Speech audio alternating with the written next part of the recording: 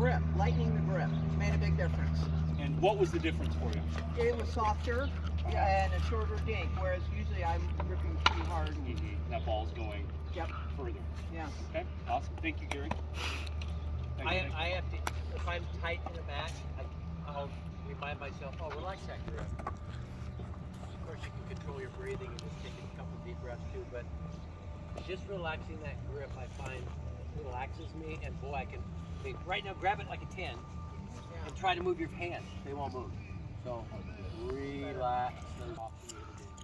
Oh, wrong way. Reverse that again. That's me, John Gill, by the way. Where's Gabrielson? Steve Paranto here, ladies and gentlemen. Pro player.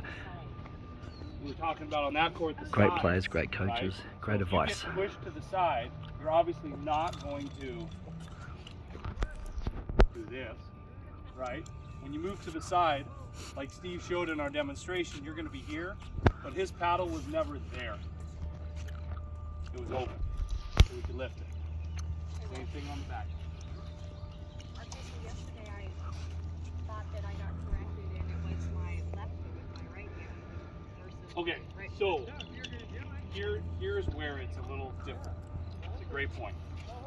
If it's short and you're stepping in, if you're a righty, So this is where he has a difference. we have a little difference. Yeah. And Explain yours and I'll sure, show mine. perfect. So the reason I do this is, for me, it's efficiency. This is a little more natural for me to come back compared to doing this and coming back. It's just more of a natural thing for me. I think when you get pushed laterally, it's same foot there. Now in tennis, we want to do this. That's last resort in pickleball. Yeah. So Right. again, for me, I think it's more of a balance. And the reason I teach, if I have this B in front of me that's short, I teach same foot. And the reason is because, and they do this in table tennis too, is look, I can reach next, we touch the net, come back. So all these forward, I'm saving energy. And you know, as a senior, my game's all about saving energy, so I don't have a lot of energy at the end of the day if I'm in the final. So this, where if I do this, look, I can't touch the net, I can't reach this ball. Definitely, I know on net drippers that drip over, when I do this, I can get those, where I wouldn't if I step with my left. So, you know, his is a personal thing. Where Sure. But yours is also you're using your right foot for both. yeah, because I am like a fencer in fencing would never go like that. So that's my philosophy. No, I get it. Yeah. I think it's personal preference, yeah. Whatever you prefer, depending on previous sports and all sorts of things with footwork. Basics like sustainer, we could maybe something like less is definitely more in this. You know, everything we do, less is more. We want everything to look the same. But I may step with my right for one reason, and but that's my reasoning on stepping with my right foot, and that's what I teach. Any other takeaways? A lot of work. Work your legs, that's for sure. Work your legs, right? If you drill, that's another thing. Think about if you get to play pickleball 4 days a week, how many days are you drilling versus playing? Can you show me how many would be drilling for you? They all play. Okay. Okay. Ideally, we talked about this last night. If I'm getting ready for a tournament, I drill 3. Because what I want to do is I want to hit shot after shot after shot after shot.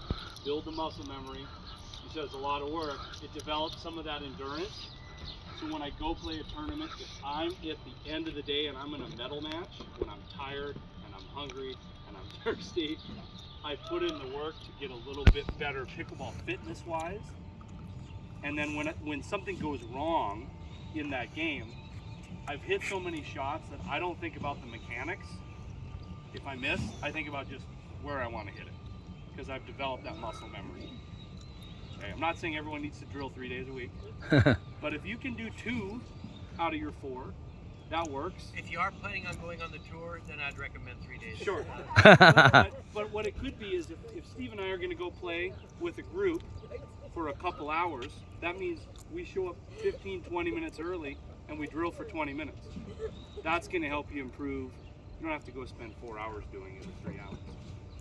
Okay? Okay, but we definitely recommend drilling Yeah, because the recipe for improvement good warm up too. has 3 ingredients. Number 1 is what you're doing today. You're getting instruction, you're getting feedback. Element 3 is playing and practicing in a group, but element 2 is practicing your shot over and over. So if you don't add that second step, your improvement dips a little bit, then you get better. Whereas if you drill, you're going to have a steadier improvement level. And it's not practice makes perfect. It's Perfect practice. Okay. Any other questions on the lifting? And this lifting is so important. Yeah.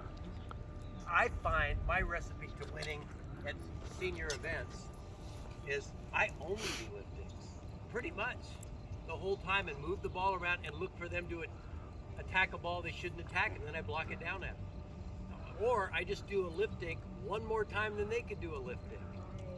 And so, I mean, if you do want to get good quickly, that's the shot you want to work on, and then be able to block balls. Prime example of that, last year's national championships. This young man over here played in the 5.0 65 plus division, gold medalist. Round of applause. Woohoo! There, okay? But he played a couple of teams in the medal rounds that are tall and hit the ball hard. And because he was able to use those liftings, those tall guys, when they attacked, they were in trouble. Perfect, Right? So yeah. that's where it's going to work at your level, at any level. And then where it also works at my level, when I get invited to play with the young studs, I keep my partner out of trouble by just doing this, moving it around, and then I let my young partner take care of the put-aways, right? So I mean that lets me go and play with everybody. I can play with low-level people and have fun. I can play with the highest level and have fun and not ruin play just because I'm keeping it in play. I'm not giving people anything to attack. Perfect, awesome. So next dink we're going to talk about, practice for a little bit, is the push dink. So when we think maybe my opponent pops the ball up a little bit too high and deep, Or hits it deeper. like that, that's pretty good. Woohoo! What a shot! Now I have a chance to step in, be a little more aggressive with my dink. Okay, that's the push dink.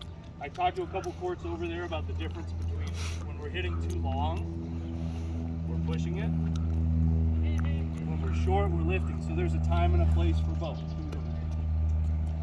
Okay? So if I'm dinking short, can you pop one up a little bit? He pops one up, now I have time to be a little more aggressive. And see, that's a tough shot he just gave me to hit. And he's hitting that to build the point. I'm doing this, it might be a little higher, then he builds it more and more and more until they have something. But notice, I'm not going to attack that ball unless it's up here. If I try to do a push dink from down here, it's not going to work. Okay? And just like Steve said, we're building the point. The biggest mistake people make at any level is they take this and they try to end the point. Shouldn't be. Right? Your goal should be in that kitchen to hit an aggressive ball, so now you can do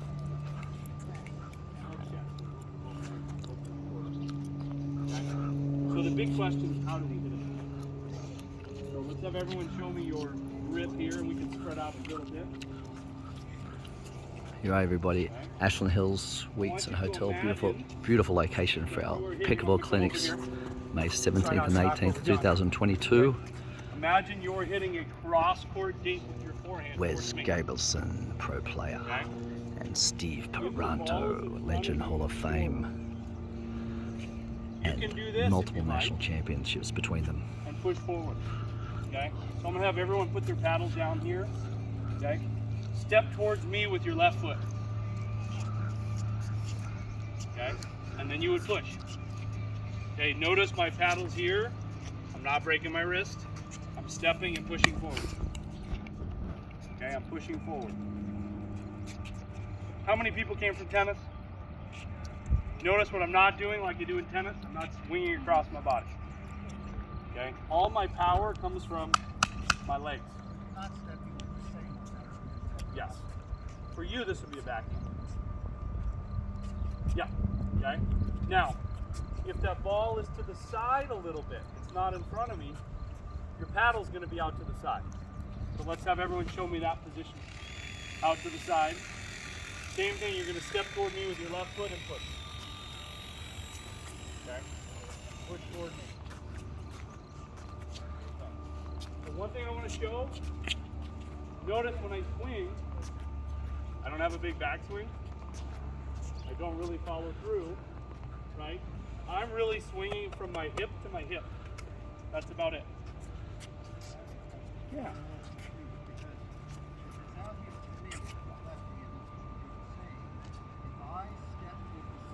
You're going to step to be right. If I step this way, the tendency is to be bad. So is there any disadvantages? If it's a comfort thing, that works. Yeah. That works. Okay. So one more time, let's go in this position. We're going to step and push. Something to add? No, I mean just choosing when to do that is one of the most important things. If they're hitting a low dink to you, short, that's a lip dink. When the window starts opening up for you to hit these push dinks is when the ball starts getting deeper in your court, and that's no longer in the way. That's what, and so the two ingredients for you to choose that push dink is deeper and higher. Yep. For sure. Okay. We're going to do a little backhand practice now. So imagine you're hitting your backhand cross court to me. We're going to line up like we have our backhand, so we do like this.